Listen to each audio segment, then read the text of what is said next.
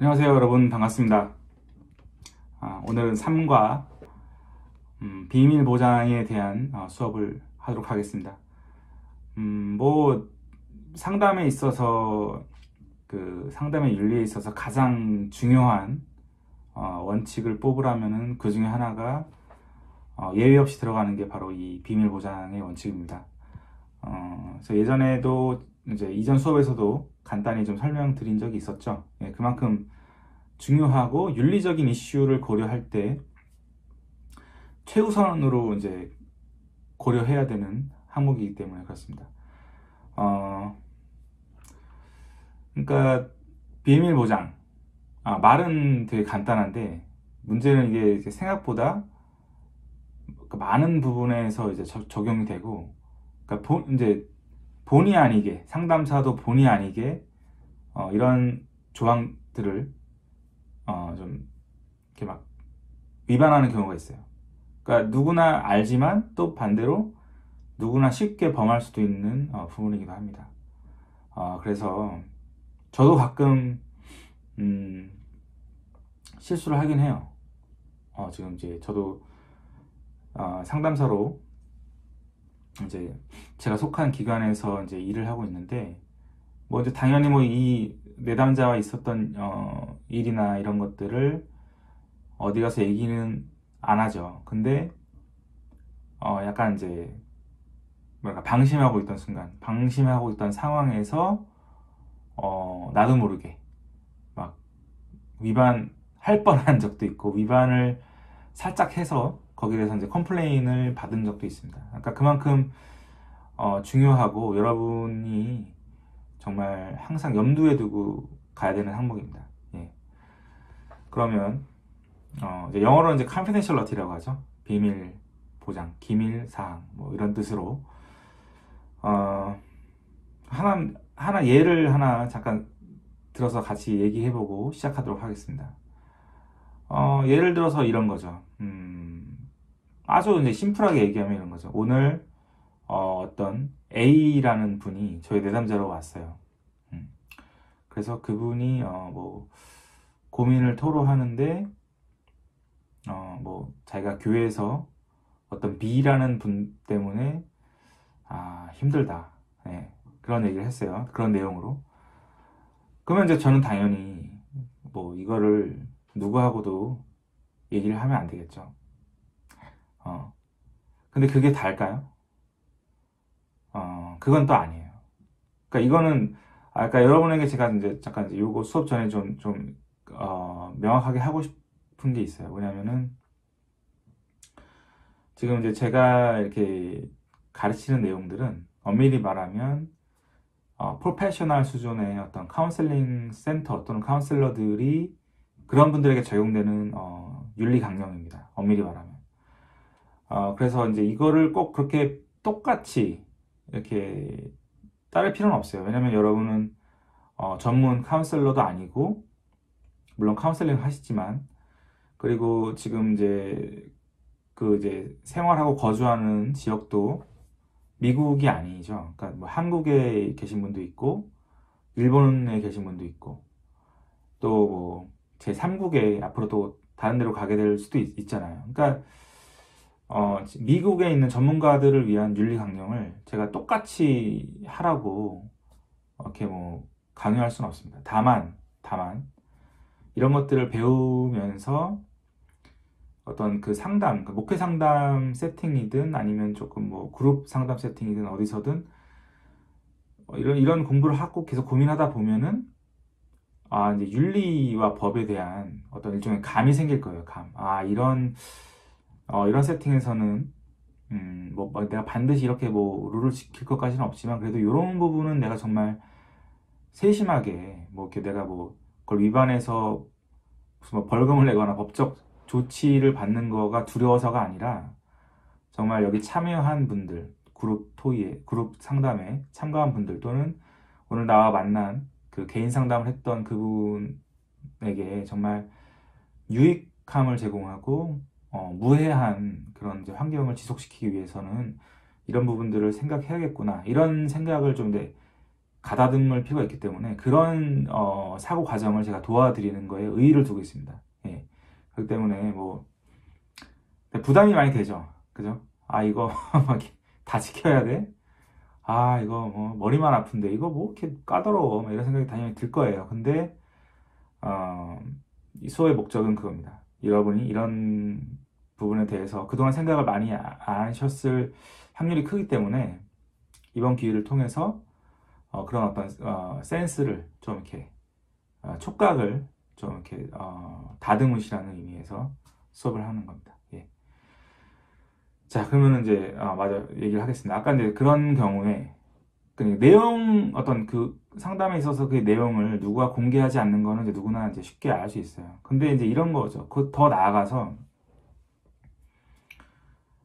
이제 정말 내가 윤리적인 부분을 더 예민하게 내가 더 이렇게 좀 더 뭐랄까 꼼꼼하게 다루고 싶다 이러면은 그 외적인 것도 많이 생각해야 돼요. 그러니까 여러분이 만약에 진짜 나중에 전문 상담가가 되면 어떤 것까지 생각해야 되냐면 이런 게 있어요. 제가 예전에 뉴욕 주에서 이제 그때 이제 프랙티쿰 할 때예요. 근데 저는 근데 이제 그때 그 수련하는 상황이어서 어떤 상담사와 내담자가 상담하는 모습을 제가 이제 관찰하는 자격으로 그 상담실에 들어간 적이 있어요. 그러니까 그 옵저브를 할 수 있어요. 그 관찰을. 왜냐면 그걸 다 쓰고 해요. 나는 이제 학생인데 컨피덴셜리티를 준수하겠습니다. 다만 그 이 세션에서 어떻게 대화가 오고 가는지를 보고 배우는 목적만으로 참가할 것이고 뭐 누구와도 이런 뭐 내용을 공개하지 않겠습니다. 이런 약간 그런 다큐멘트를 다 사인하고 들어가요. 근데 그때 누구 이제 그렇게 하고 있었는데 그때 이제 그 상담사분 데스크 위에 있던 전화로 전화가 왔어요. 그러니까 그 접수대에서 전화가 온 거죠. 그러니까 트랜스퍼 된 것 같아요. 그 안내 사무실에 아무도 없으니까 그분한테 바로 이렇게 온 것 같아요. 근데 이제 그분 얘기하는 게 제가 대충 들어보니까 그분이 이렇게 듣다가 그냥 조용히 그냥 I don't know, I don't know 그리고 뭐 설령 안다고 해도 당신에게 알려드릴 수 없습니다 하고 이제 땡큐 하고 전화를 끊더라고요. 그래서 이제 그게 이제 상담이 끝나고 얘기를 하다가 이제 그 얘기를 하더라고요. 아까 그 전화 온 게 뭔 줄 아냐. 그래서 저는 근데 그 무슨 일이었냐고 물어봤더니 그게 뭐냐면 그 내담자의 그 배우자가 전화를 한 거예요. 네. 그때 거기가 이제 어떤 그 에딕션, 그러니까 알코올 중독 기관이었어요. 근데 거기에 이제 그런 중독 문제 때문에 상담을 온 거죠. 근데 배우자가 전화해서 거기 혹시 내 배우자가 있어요라고 물어본 거예요. 상담사한테. 근데 우리 같으면은 그냥 이렇게 답을 할 수도 있을 것 같잖아요. 그죠? 그냥 배우자니까. 뭐 상담 내 앞에 있어요. 그죠? 이렇게 얘기할 법도 한데 그것도 이제 배우자지만 예, 기밀 유지를 한다는 거예요. 그러니까 내용도 물론 무조건 비밀로 붙이지만 그 비밀 보장의 그 범위는 굉장히 넓어요, 생각보다. 다 솔직히 모든 걸 다 덮어주는 거예요. 그러니까 이 사람이 심리 상담을 받고 있다는 사실 자체부터 다 이제 비밀로 해줘야 되는 거예요. 그러니까 그 상담사가 한 그 조치는 굉장히 잘한 거죠. 그러니까 처음 그냥 I don't know 이랬고 그 다음에 덧붙여서 설령 내가 알고 있어도 알려드릴 수 없습니다. 하고 Thank you 하고 끊었죠. 그러니까 여러분도 만약에 나중에 목회 상담을 교회에서 이제 하는 경우가 많을 텐데, 그죠? 아니면 뭐 전문 상담가로 일을 하시게 될 분도 계실 테고. 그러니까 이런 거예요. 이런 경우. 전화가 왔어요. 뭐, 바꿔달라고 그래요. 그 메인 오피스에서 전화가 와서, 트랜스퍼가 됐어요. 전화가. 그래서 바로 앞에 있는 내담자의 부인인데, 혹시 거기 내 내담자, 뭐, 홍길동 씨가 앉아 있습니까? 물어봐요. 그러면은 이런 식으로 대답해야 돼요. I don't know. 또는 죄송하지만 알려드릴 수 없습니다. 규정이기 때문에 그렇습니다. 하고 이제 끊으시면 돼요. 하나 예를 좀 더 드리고 시작하겠습니다. 그러니까 이런 경우도 있어요. 제가 어떤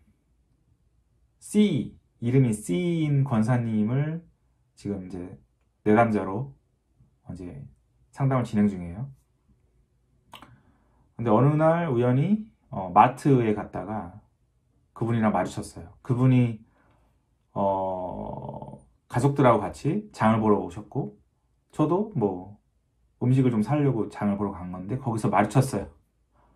어떻게 해야 될까요? 아유, 권사님, 어떻게 좀 우울증은 뭐 좀 좋아지셨나요? 이렇게 이러면 당연히 안 되겠죠. 근데 원리 원칙대로 설명드리면 그냥 모른 척하고 지나가야 돼요. 근데 이제 사실 그렇게 하면은 좀 이렇게 내담자가 오해를 할 수 있잖아요. 뭐 저 왜 저래? 저 상담사 이렇게 뭐 이렇게 나한테 뭐 불만이 있나 이럴 수도 있고 좀 이렇게 뭐 차가워 뭐 이렇게 생각할 수도 있는데 그래서 이제 처음에 상담을 시작할 때 그런 걸 다 설명해요. 그러니까 그런 것조차도 그런 경우도 있을 수 있으니까 양해해 달라고. 당신의 기밀을 보호해주기 위해서다. 이렇게. 그러니까 예를 들어서 뭐 주유소나 이런 데서 만날 수도 있어요, 실제로. 그러면은, 그러니까 아는 척을 하면 안 돼요. 근데 이제, 그러기는 쉽지 않잖아요. 그러니까 그분이 이제 보통 이제 내담자들이 이렇게 먼저 인사를 하는 경우가 많아요. 안녕하세요. 뭐 이렇게. 그러면 그냥 간단하게. 네, 안녕하세요. 이렇게.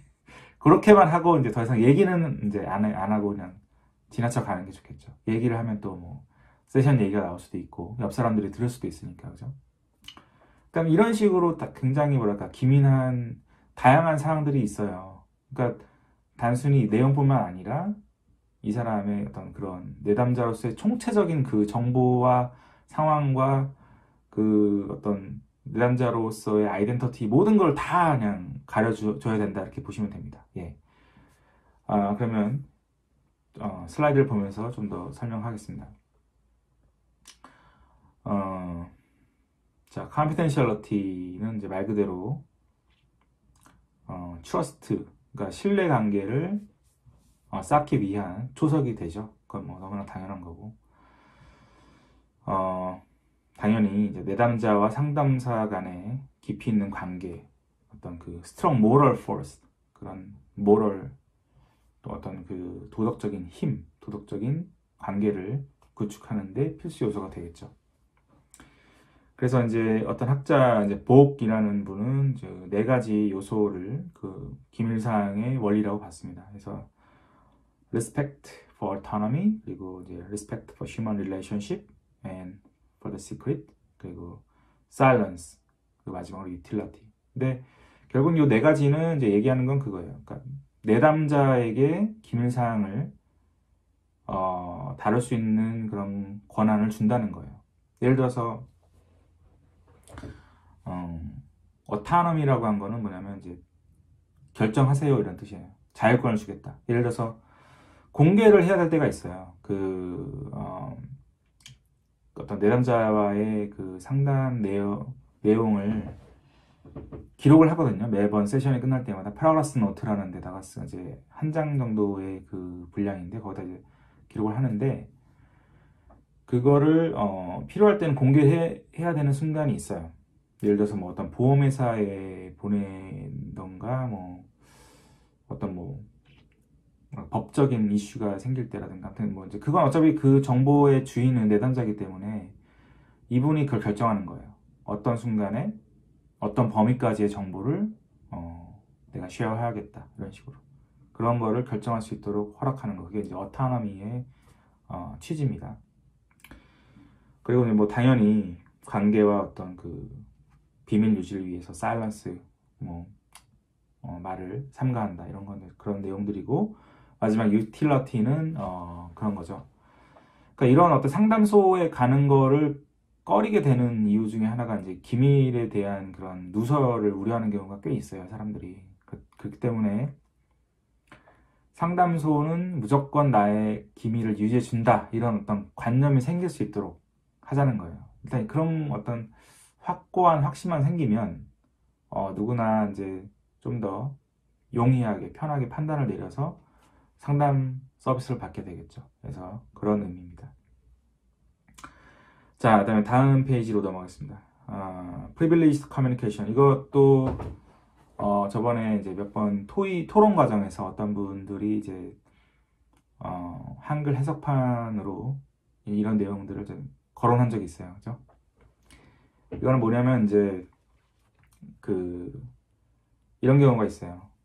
그 법원에서 그 내담자의 상담 내용, 그러니까 프로그래스 노트 같은 거를 다 모아서 제출하라고 그런 어떤 소환장, 명령장이 올 때가 있어요. 상담사에게. 그럼 어떻게 해야 될까요? 무서운 사법부 법원에서 연락이 왔네. 제출해야겠다. 물론 그러진 않으시겠죠. 근데 좀 위압감이 들잖아요. 그리고 뭐 내담자에게 연락을 해야 되나 막 이런 생각도 들고 어떻게 해야 될까요? 만약에 여러분이 어떤 남자분과 1년 동안 부부 어떤 관계 때문에 개인 상담을 했습니다. 근데 이제 그 한 1년 정도 지났을 때 법원에서 연락이 왔어요. 그 아내를 통해서 뭐 남편이 뭐 이혼 과정인데 자료로 쓰겠다고 그걸 제출하라는 거예요. 상담 내용이 적힌 프로그래스 노트를 다 내시오. 협조해 주세요. 이렇게. 어떻게 해야 될까요?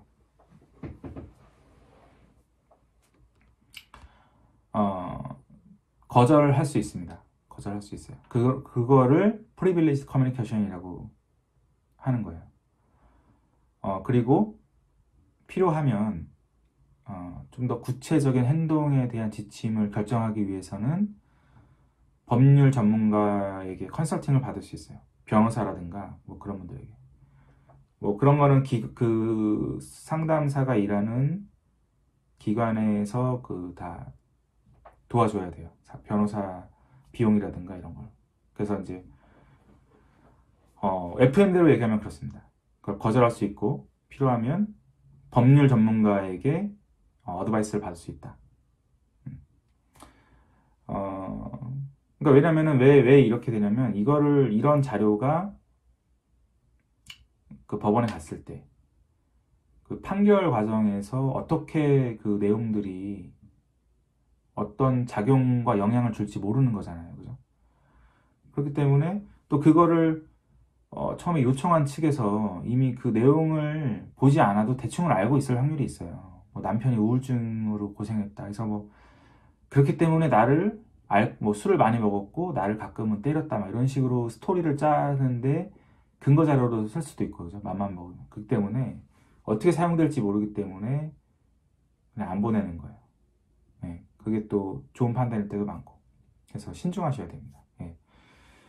근데 이것도 그 예외적인 경우는 있어요. 그러니까 뭐냐면은, 법원에서 이렇게 그 자료를 좀 보내달라고 요청이나 명령이 왔을 때 거절할 수는 있지만, 예외적인 건 뭐냐면은 이런 거죠.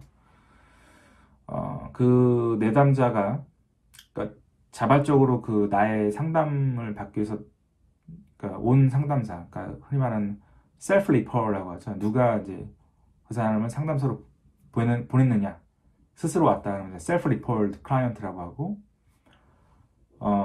보통 이제 한국은 아직 그런 시스템이 없는 걸로 아는데 미국에서는 이제 이런 거 있어요. 음주운전을 하면 그래서 걸리잖아요. 그러면은 한 6개월 정도 의무적으로 맨데토리로 그 에딕션 그 센터에 가서 상담을 받게 돼 있어요. 6개월 정도. 맨데토리로. 그거에서 국가에서 그 법원에서 명령을 그렇게 하기 때문에 하는 거거든요. 이런 경우는 그게 맨데토리로 그 법원에서 그 사람을 보낸 경우라면 법원에서 자료를 달래면은 줘야 돼요. 그런 경우는. 네, 거절할 수 없어요. 왜냐면은 이 사람을 리퍼한 그 에이전시가 그 사람이 아니라 그 법원이기 때문에. 네, 맞습니다. 이게 좀 헷갈리는 경우에는 법률 전문가와 그 이제 대화를 해도 되고, 더 나아가서 뭐 주변에 있는 옆에 동료 카운셀러라든가 그 센터 슈퍼바이저와 얘기를 하면서 좀 더 의견이나 결정을 함에 있어서 좀 더 많은 정보를 서로 교류하면서 취합해도 좋습니다. 그런 과정을 거치면 더 실수를 줄일 수 있겠죠. 네. 그렇습니다. 잠깐 그러면은 여기서 먼저 이걸 설명하고 보도록 하겠습니다. 그래서 비밀보장의 원칙, 아까 설명드린 것처럼 자율성, 충실함, 선행, 무해성의 4대 원칙에서 기인을 합니다. 그래서 사람들의 개인정보에 접근할 수 있는 범위와 능력, 또 그런 결정은 내담자에게 자율적으로 주는 거고요. 그 사람의 사생활 존중, 그리고 개인과 자기성, 그러니까 영어로는 셀프후드라고 하죠. 셀프후드가 이 사람의 어떤 아이덴티티의 주 요소라고 보기 때문에 이런 비밀 보장을 하도록 예전부터 명시를 해온 겁니다. 그다음에 그러니까 전문가들과 의사소통 시 가능하면 내담자 정보가 누설되지 않고 상담과 협동이 진행되어야 한다. 이게 무슨 말이냐면 이런 경우가 이제 생겨요. 저는 이제 심리 전문 그 상담사죠. 저 같은 경우는 그러니까 LPCC라고 이제 그런 라이센스를 준비하는 과정이고, 심리 상담사 또 교회에 있는 그 교회 목회 상담사들은 어떤 포지션을 볼 수 있냐면 심리 전문 상담사와는 약간 좀 성격이 다르죠. 그러니까 약간 좀 스피리추얼한 요소도 많고 어떤 그 신경정신과적 요소는 약간 비율이 낮죠. 그죠? 그러니까 신경정신과적 요소의 그런 채널로 봤을 때 프리 카운셀링 스텝이라고 보실 수 있어요. 그러니까 목사님이 상담하다가 이 내담자가 너무 우울증이 심하다 이러면은 그 전문 심리 상담사에게 이제 리퍼하는 거죠. 그렇기 때문에 프리 카운셀링 스테이지라고 보면 됩니다. 그리고 또 이제 저 같은 LPCC가 이분과 이제 사이코 세라피를 하죠. 뭐 인지행동 치료를 쓰기도 하고 뭐 많은 테크닉과 뭐 이제 어떤 언더스탠딩, 뭐 쇼잉 언더스탠딩을 보이면서 뭐 아무튼 그런 식으로 이야기를 하면서 뭐 그 사람의 뭐 마음속에 있는 트라우마라든가 뭐 해결되지 않은 그런 뭐 unspoken 뭐 languages, 뭐 unspoken narratives, 뭐 또 뭐가 있을까요? 뭐 unfinished business, 그러니까 오랫동안 가슴에 남아 있는 끝나지 않은 그 이야기들, 그걸 이제 unfinished business라고 하는데 그런 것들을 막 다루죠. 근데 이제 그런 심리 상담 요소로도 안 되는 경우가 또 있어요. 또 아니면은 그런 것과 같이 병행해서 신경정신과 의사와 같이 협동을 해서 이 케이스를 다루면 좋겠다는 생각이 들 때가 있죠. 그러니까 약이 필요한 경우, 예를 들어서 우울증 약이 동반돼야 된다. 근데 심리 상담사는 약을 처방할 수 없기 때문에 그런 경우에 이제 신경정신과 의사가 같이 협동을 해요. 그러니까 예를 들어서 제가 어떤 그 우울증이 심한 권사님을 상담하는데 딱 보니까 약이 있으면 좋을 것 같단 말이에요. 그러면은 제가 이제 아는 어떤 신경정신과 의사에게 리퍼를 할 수도 있고, 아니면 이제 제가 소속된 기관에서 어떤 뭐 제휴된 기관이 또 있다면, 병원이 있다면 그렇게 이제 보내게 됩니다. 근데 이제 이게 그냥 보내는 게 아니에요. 왜냐면은 제가 어떤 이제 의사에게 소개를 하면 이제 어차피 이 의사와 이제 이 내담자에 대해서 계속 얘기를 해야 되잖아요. 그럼 그게 뭐예요? 컨피덴셜리티가 깨지는 거잖아요. 그렇기 때문에 보내기 전에 뭘 해야 되냐면 릴리스 오브 인포메이션이라는 다큐멘터를 작성해요. 그래서 그걸 이제 인터넷에 한번 찾아보세요. 그러면 거기에 이제 내담자가 내 정보를 이 해당 의사와 또는 병원과 클리니컬 목적으로 공유해도 좋습니다라는 이제 허락을 하고 사인하는 거예요. 그럼 그때 이제 그 의사와 컨택해서 이제 일을 시작하는 겁니다. 협동해서. 그러니까 이게 굉장히 중요해요. 릴리스 오브 인포메이션 이런 서류도 하나가 없으면 나중에 문제가 될 수 있어요. 네, 그 때문에 여러분 이런 거를 좀 알고 있어야 되고요. 그리고 설령 그렇게 돼도 가급적이면 실명, 그 내담자의 실명보다는 그냥 이제 증상 위주로 얘기를 해요. 이제 뭐 이니셜만 얘기한다든가, 뭐 S는 뭐 내담자 A는 이런 증세가 있는데 뭐 이렇습니다, 이런 식으로. 그러니까 좀 누가 혹시 엿들었을 때 아니면 그 종이에 기록이 있을 수 있잖아요, 일을 하다 보면. 그때 그 사람의 어떤 아이덴티티를 나타낼 만한 정보가 없도록 해야 돼요. 예를 들어서 그 사람이 일하는 회사라든가 기관이라든가 뭐 아무튼 그런 거. 그러니까 딱 들었을 때 좀 이 사람의 정보가 많이 노출될 만한 그런 거는 다 숨기고 그냥 얘기를 해요. 증상 위주로 얘기를 해야 되는 겁니다. 그 다음에 이런 내용이 있고, 여기서 잠깐 그 아까 얘기한 저기 그 이제 주유소 얘기 잠깐 했었죠. 그 서류를 잠깐 보고 가도록 하겠습니다. 그러니까 인테이크 폼이라고 하는데 여러분이 어떤 뭐 나중에 이제 이런 거랑 하게 될 거예요, 숙제로. 그러니까 뭐냐면 이제 처음 상담을 하는 그 세션을 우리가 특별히 인테이크라고 해요. 인테이크. 한국 말로는 뭐 접수 상담이라고 하나요? 네. 그러니까 처음 할 때예요. 처음 할 때. 그래서 이제 당장 고민을 나누기보다는 이제 간단한 인적 사항을 나누고 그냥 고민이 뭔지 심플하게 뭐 딸이 말을 안 듣습니다. 예를 들면 이런 식으로 그냥 그런 것만 나누고 그냥 많은 팔러시에 대해서 얘기해요. 비밀 보장도 그 중에 하나고 이런 걸 명시된 서류에 사인을 막 하고 시작하는 겁니다. 근데 그게 별거 아닌 것 같은데 되게 중요해요.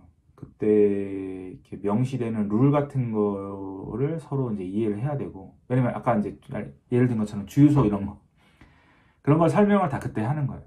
그래야 이제 그 내담자도 안심을 더 믿게 되게 신뢰할 수 있겠죠, 상담사를. 이렇게까지 내 그 기밀을 유지해 주는구나, 이렇게. 그죠? 그래서 인테이크 때 이제 작성하는 다큐먼트가 그 이제 informed consent form이라고 해서 그거를 한국말로 뭐라고 번역해야 될까요? 일종의 동의서예요, 동의서.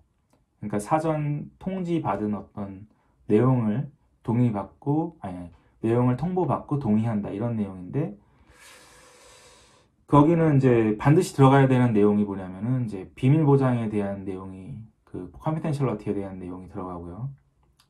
그리고 녹화, 그러니까 상담을 녹화를 한다, 이 내용이 들어가요. 그리고 비용, 그 fee에 대한 내용, 요 세 가지는 무조건 들어갑니다. 그러니까 제가 지금 그 화면에 제가 지금 일하는 상담소에서 쓰는 그 한국인 클라이언트들을 위한 informed consent form의 그 한 부분을 지금 캡처했는데, 요거 보시면은 처음에 나오는 게 뭐예요? 네, 비밀 보장이죠. 그래서 요거를 이제 내담자랑 같이 읽어요. 네, 그래서 뭐 권사님, 뭐 우리가 비밀 보장을 이렇게 합니다. 그래서 이제 이 내용을 같이 읽는 거예요. 그리고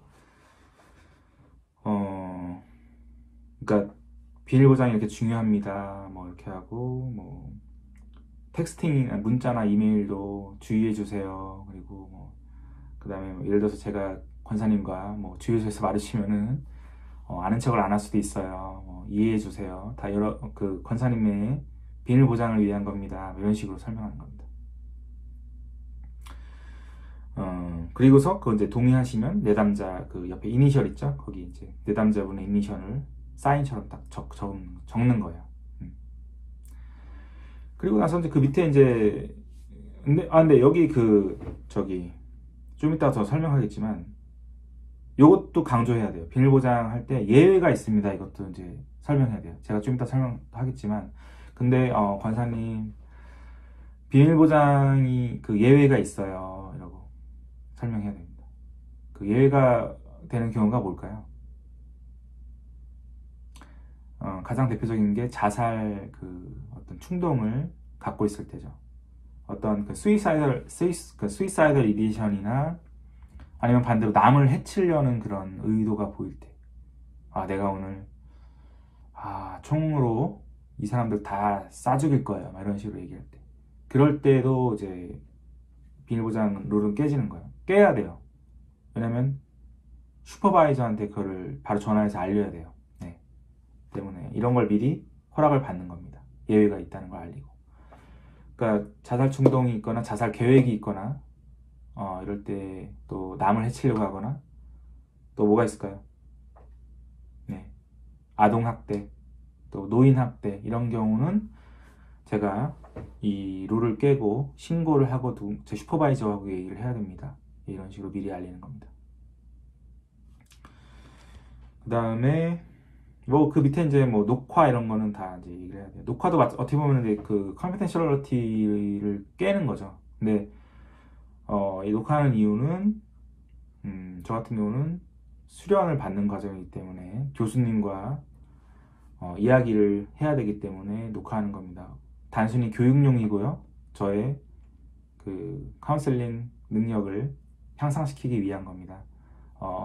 교수님과 저 또는 저희 동료들만 가끔 볼 수 있고요. 보고 나서는 바로 폐기 처분하겠습니다. 이렇게 그런 내용이 있는 거예요. 예, 이런 내용들입니다. 그러니까 설명을 좀 잘해야 돼요. 처음에 그 인테이크 할 때. 근데 대부분 이거를 이해하세요. 뭐 다 리저너블한 내용이기 때문에.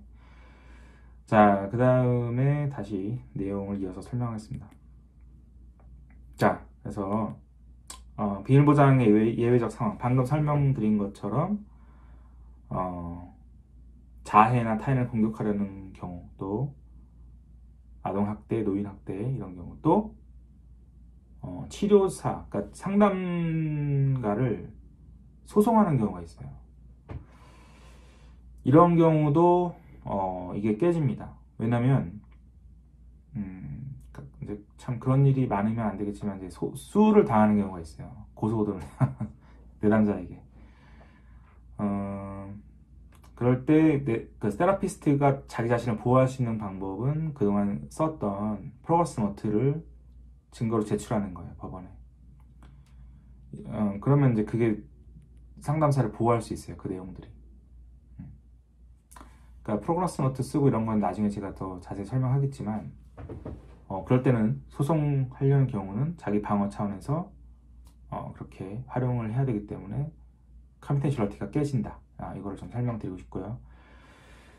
그 다음에 또 여러분이, 저도 그랬고, 이게 좀 실수할 수 있는 쉬운 것 중에 하나가 또 이거예요. 요즘에 이제 너무 이제 기술이 발전하니까 다들 이제 랩탑 쓰고, 이제 USB 쓰고, 뭐, 아이클라우드, 뭐, 이런 거 많죠. 그러니까 가끔 이제 상담한 내용을 녹화해서 그걸 이제 교수님하고 얘기하려고 USB에다 옮기는 경우가 있어요. 근데 그게 어떨까요? 되게 위험하죠. 그죠? 잃어버릴 수도 있고. 그래서 그 내용 파일, 그러니까 USB나 아니면 이메일 같은 걸로 보낼 때도 있잖아요. 그걸 다 락을 걸어야 돼요. 예를 들어서 워드 파일로 케이스 프레젠테이션을 한다. 그 그룹에서. 아까 제가 하나 좀 빼먹었는데, 그 컨피덴셜리티가 깨지는 게 허용되는 경우가 또 뭐가 있냐면, 이게 이제 그 상담소 안에서 동료들끼리 케이스 그 연구를 할 때가 있어요. 그 약간 특수한 케이스, 약간 좀 굉장히 터프한 케이스 같은 경우 그 클라이언트에 대해서 따로 모여서 미팅을 하는 경우가 있어요. 그러니까 서로 이제 프린트 용지로 그 케이스를 나눠주고 이렇게 타이핑한 거를 보고로 하는 거죠.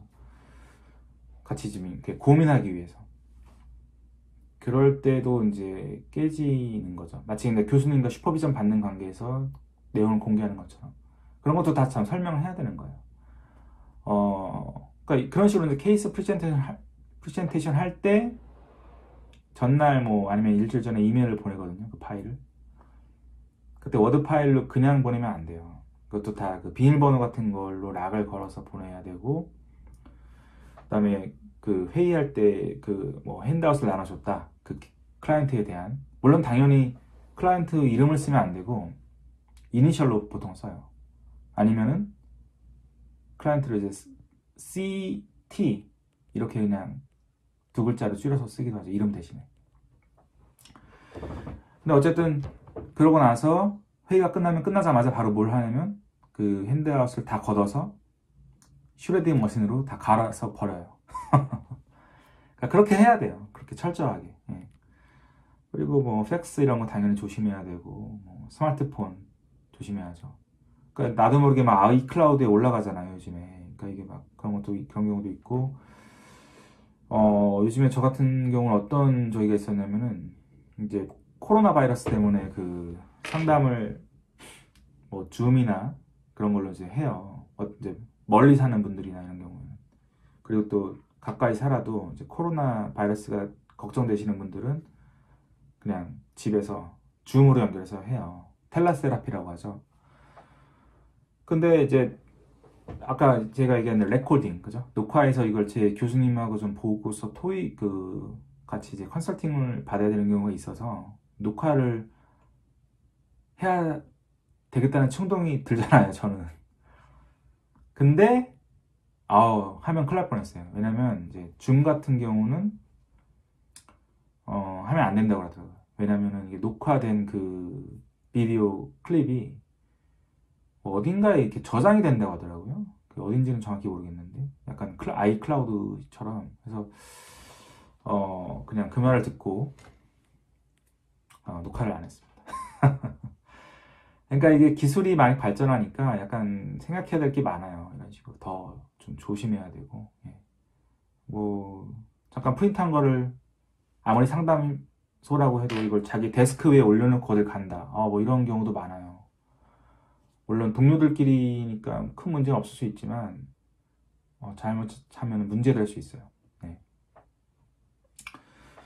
그래서 여러분 좀 이런 테크놀로지에 관련된 부분에서도 각별히 주의하시고요. 만약에 뭐 그분에 대한 플라워스 노트를 사무실에서 이렇게 막 쓰시다가 그래서 교회 사무실에서 막 쓰시다가 누가 불러서 그냥 화면 그대로 두고 올라간다. 이러면 이제 위험한 거예요. 그죠? 이런 경우도 잘 좀 파악하셔야 됩니다. 자, 그 다음에 suicidal client. 이런 케이스가 사실 상담사 입장에서는 제일 좀 터프한 케이스예요. 자살을 막 얘기하는 내담자 어떻게 해야 될까요? 컨피덴셜러티를 유지해야 될까요? 자꾸 죽고 싶다, 뭐 죽겠다, 뭐 수면제를 모으고 있다, 막 이런 계획을 막 얘기하는데 물론 이제 그런 구체적인 계획이 있고 그러면은 당연히 그 슈퍼바이저한테 보고를 해야죠. 그 룰을 깨고.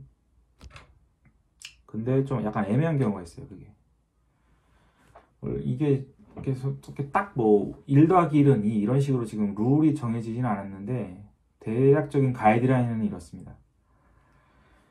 우선 성인 내담자를 자기 파괴적인 충동으로부터 보호해야 돼요, 일단은. 좀 말로 더 이해하면서 위로하고 공감하고 이러면서 최대한 멈출 수 있도록 그런 뭐 충동을 좀 완화시킬 수 있도록. 그리고 이런 경우에 비밀 보장을 위반할 그냥 깨도 되는 법적 의무가 있는지 상담사가 그거에 대해서는 아직은 불확실합니다. 그러니까 depends on이에요. 그 컨텍스트 상황에 따라서 되게 달라져요. 그러니까 예를 들어서 지금 상담실에 찾아온 내담자가 나 더 살고 싶지 않다. 이번 주말에 그냥 한강에 가서 좀 강을 바라보면서 고민해 볼래요. 막 이렇게 얘기해요. 약간 애매하잖아요. 계획이 있는 것도 아니고 아닌 것 같은데 또 진짜 할 것 같기도 하고 막 불안하잖아요. 이럴 때 이런 루트를 따르라는 거예요. 그러니까 어떤 법적인 의무가 있냐 없냐 이거는 애매해요. 이럴 때. 그럴 때 가장 가치 있는 도구는 뭐냐면 치료적 관계의 힘입니다. 그러니까 라포라고 하죠. 라포. 나와 그 내담자가 얼마나 이 관계가 좋았는지. 그게 강할수록 좀 더 플렉서블하게 활동할 수 있어요. 판단 내릴 수 있고. 그리고 상담사의 어떤 기지와 판단과 이렇게 좀 릴렉스 시킬 수 있는 그런 능력이 제일 많이 요구되는 순간이에요, 이럴 때가. 그러니까 제일 먼저 해야 되는 방법은 뭘까요? 말 그대로 치료를 강화하는 거예요, 여러분들은. 다행히 무사히 그 다음 주에 또 왔다. 이러면은 뭐 말로 일단 격려하는 거예요. 아, 오늘 다시 만나서 너무 좋아요. 너무 감사드립니다. 뭐 이런 식으로. 그리고 치료를 좀 세게 해야 돼. 인텐스한 어떤 스킬이나 이런 걸 사용해서. 그리고 이제 경우에 따라서 의사와 협력해서 약의 뭐 도수도 막 늘려야 되고, 그죠? 그리고 비밀 보장이 아무래도 지킬 수 없는 상황이다. 지금 이걸 누구한테 얘기를 해야 되겠다. 그 가족이라든가 관련 기관에. 그러면은 그 사람이 사는 지역의 그 자살 예방센터 같은데 연락을 해도 돼요. 그리고 필요한 경우에는 그 가족들하고 연락을 해서 이 얘기를 해도 되고요. 위급한 경우에. 근데 이것만으로도 안 된다. 정말 다급하고 문제가 너무 심하다. 이러면 그 정신병원에 입원시키는 거. 그러니까 그 사람이 원치 않아도 약간 반강제적으로 입원시키는 그런 것도 생각을 할 수 있습니다. 이런 경우. 예. 자, 그다음에 마지막 페이지인데 내담자의 이제 상황은 되게 많아요. 이게 이제 뭐 유형이나 그 케이스를 하면 너무 이제 부지기수로 다양한데 그냥 한번 여러분 감을 잡아보라는 차원에서 지금 몇 가지 소개를 하는 거예요. 이런 경우는 어떨까요? 삶의 마지막에 있는 내담자. 예를 들어서 이제 그 말기암 환자다. 예. 아니면 큰 뭐 시한부 인생을 사는 사람인데 뭐 시간이 얼마 안 남았는데 그냥 제가 이제 병원에 뭐 어떤 원목으로 상담을 하고 있어요. 근데 죽겠다고 그래요. 그냥 제가 뭐 살고 싶지 않다. 그냥 난 내일 모레 어떻게 해서 죽겠다 이렇게 얘기를 해요. 이럴 때 어떻게 해야 될까요? 그 사람의 그 어떤 몸의 어떤 그런 특징을 고려했을 때는 기본적으로 책에서 얘기하는 건 그거예요. 상담사가 비밀보장 여부는 선택할 수 있어요. 네. 그리고 되도록이면 혼자 결정하지 말고 주변에 자문을 구하세요. 그 슈퍼바이저라든가 전문가들하고 얘기를 좀 하세요. 팀을 꾸려서. 네. 그리고 그거를 그 프로그스 노트에 쓰세요. 내담자 누가 이런 말을 했고 나는 내 슈퍼바이저 누구와 또 동료 누구와 함께 회의를 했다. 뭐 이런 식으로. 네. 그럼 나중에 이렇게 또 어떤 원치 않는 일이 생겼을 때 상담사를 도울 수 있는 자료가 될 수 있습니다. 네.